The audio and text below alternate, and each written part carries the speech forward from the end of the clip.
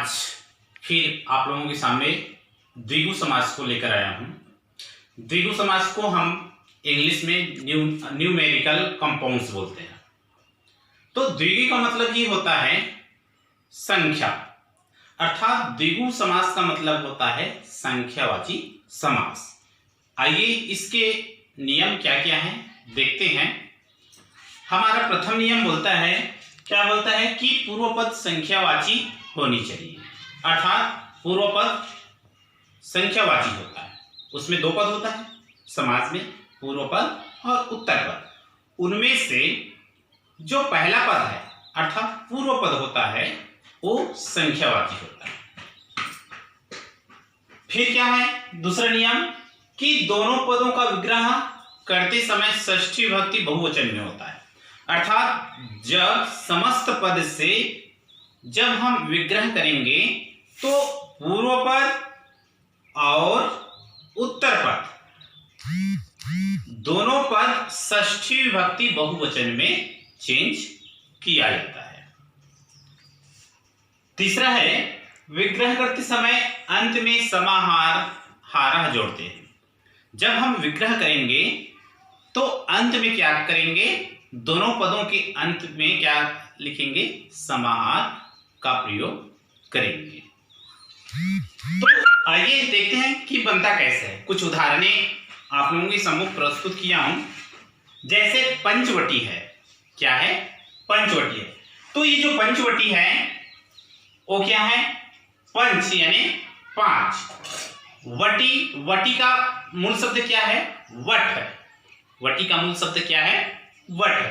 तो हमारा नियम ये बोल रहा है कि जब समस्त पद से जब विग्रह करेंगे अर्थात उसको जब तोड़ेंगे तो दोनों पद अर्थात पूर्व पद और उत्तर पद कहां चला जाएगा, षष्ठी विभक्ति बहुवचन में लिखना पड़ता है।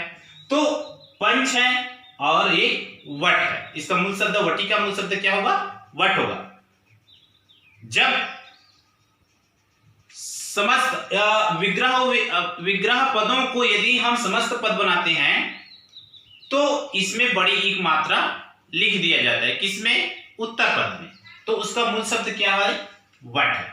तो देखते हैं कि पंचवटी है तो पहला जो है पूर्व पद और ये उत्तर पद। तो पंच पूर्व पद हुआ और जबकि वटी क्या है, उत्तर पद हुआ।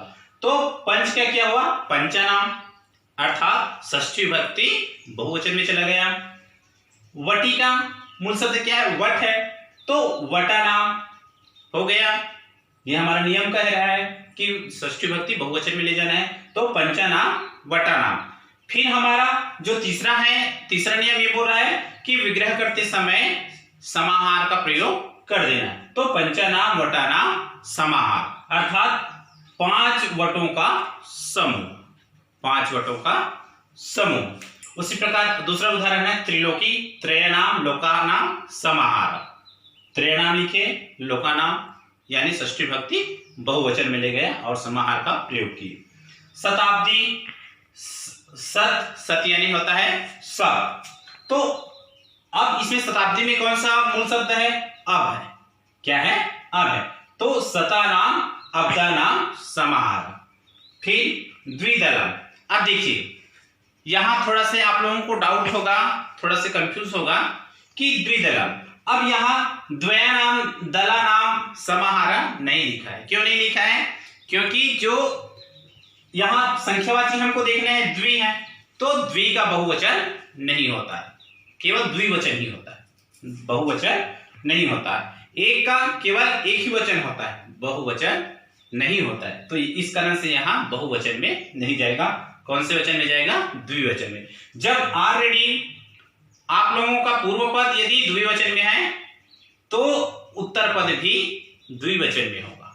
तो इस कारण से द्वयो दलियो, तो ये भी द्विवचन में हुआ, षष्ठी विभक्ति द्विवचन और ये भी षष्ठी विभक्ति द्विवचन में। और उसके बाद हम क्या लगाए, समाहार का प्रयोग किए हैं।